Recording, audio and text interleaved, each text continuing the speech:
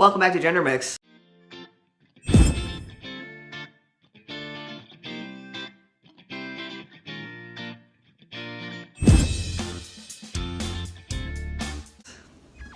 It's been a minute since I've recorded anything.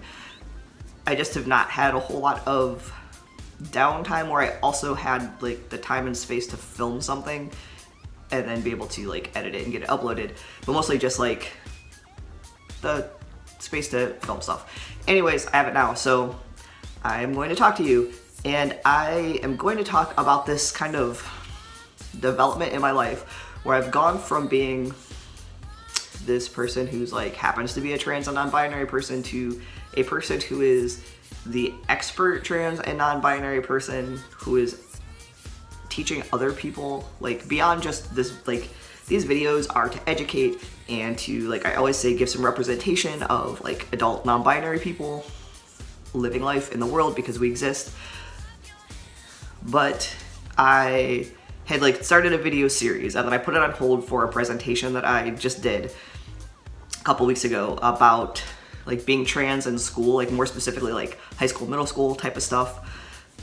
But I did that presentation and it went really well. I got some really awesome positive feedback that day. I'm very hopeful that the organizers will share feedback they got with us, with the presenters, just to get some constructive feedback too, because it was my first time doing that kind of presentation ever.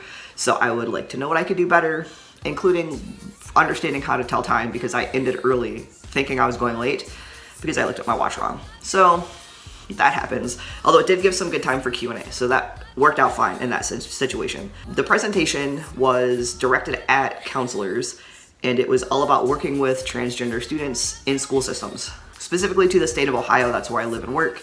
So a lot of it had to do with the lack of guidance and laws in Ohio, and then how to use federal precedents and like the ethics and policies of national organizations to inform your counseling with those students. And mostly what I wanted to get across were all of the issues that trans students really face in schools and how to like really help mitigate that.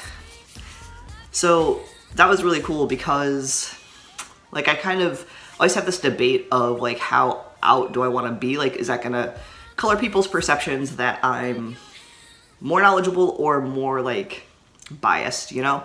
But I shared my own, like, this is who I am, how I exist in the world. I actually had somebody come up to me who I will say I am pretty sure is on the LGBT spectrum and very possibly, probably trans, but I don't know that. I just kind of had some cues that that could be the case, but they said they really appreciated that I shared that part of it, and they actually thought it would be really interesting to hear me talk about working as a non-binary and trans person in a school system, which is a whole nother thing. Right, I'm getting off track because I haven't had enough coffee yet today. Yeah, so anyways, presentation went good. We talked about that kind of stuff. I am kind of shifting though from just being like a person in a group who, sometimes it's like groups of people who are trans, other times I'm with my friends who are all cis except me, and it's just whatever. But now I'm kind of like this voice of expertise, and I haven't done anything to gain that expertise other than exist. So like, I have my degree and my license to be a school counselor, and then I did some extra, I wouldn't call them classes, but like some seminars and like reading some articles and different things to get certified as a college admissions specialist. So like those types of things you do in the world to become an expert. And this is different because it's just like, oh, you're trans, you know things that cis people don't, which is accurate, but it's still a little bit, I don't know, it just feels like it's a little weird to be like the person out there like, oh, I'm the expert, because I don't know every single trans person's experience, right? And so next week, myself and one of the teachers at school are doing like a staff development training on working with LGBT students, but primarily transgender students, because our staff is very bad at it in general. And it's not, there are a couple exceptions, but they are definitely exceptions.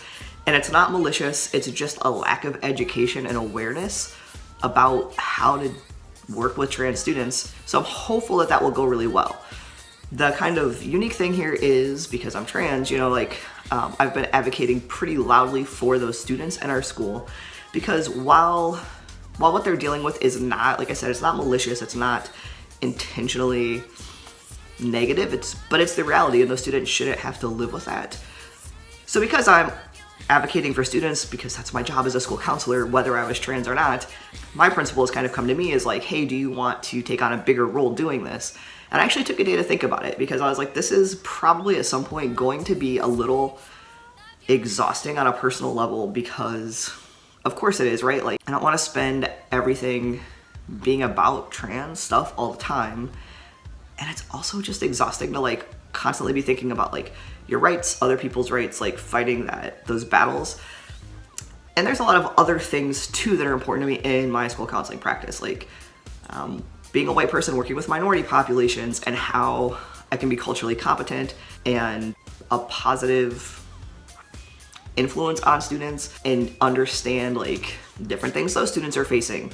Like that kind of thing are also important to me. So I took a day to think about it, but ultimately I was like, if it was any other issue I was advocating for, I'd be like, yes, I will absolutely advocate for the best thing in the interest of those students. That's like literally my job, and as a school counselor, my opinion is to advocate for students. So that's going on. And then one of my friends has a middle school age child who is, I don't know if they've come out as non-binary or more that they're questioning if they're non-binary. It's one of those things. And my friend asked if they could take me to lunch with the kid and just let the kid ask questions, probably be kind of nosy, which is fine. Like, I have no problem doing that. But again, it's like the experience of like, it's gone from just being like, hey, this is me in life, to, oh, hey, it's me in life, and now I have some professional level expertise to share, which is good, but also just unexpected, I guess. I don't know. I feel like I always find myself in these odd positions of, I don't quite want to say leadership, but like doing way more than I ever intended to do. And that's just life. So the good thing is, like I said, I was in a room of, maybe I said it, 100-ish people who were already advocates for their trans students.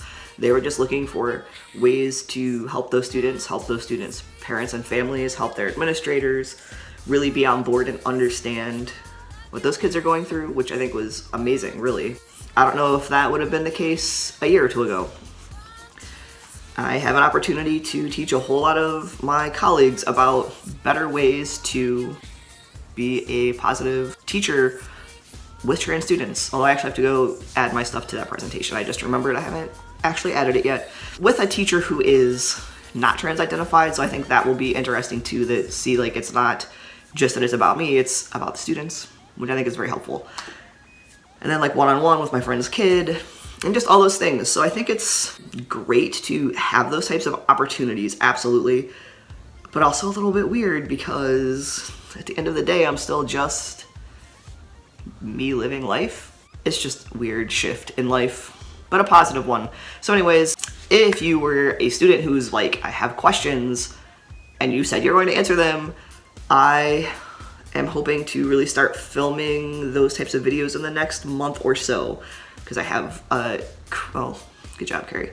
I have a really busy few weeks ahead at school, but then I have my break, and I am doing a lot of work over this fall break to really eliminate stuff I would have to do over my winter break, if that makes sense. So I will hopefully have kind of a series of that actually done and up in the next couple of months. And again, a lot of my stuff I know is just more specific to the state of Ohio because I live here, but I will try to at least point you in direction of where to find information if you're not in the state of Ohio, and be kind of general about stuff. Yeah, so that's it. That was just kind of my, like, let's check in and tell you what's going on in life. So that's what's going on in life. I hope if you celebrate Thanksgiving that you had a fantastic time with your family and or friends, chosen family, whatever the case may be. I did make a video last holiday season I'll put up there about like my opinion about whether or not you should have to deal with people that don't accept you at the holidays, which is basically no, although I also understand if you are underage, minor, it's not always your decision. Have a great week. I will hopefully be talking to you very soon. Bye.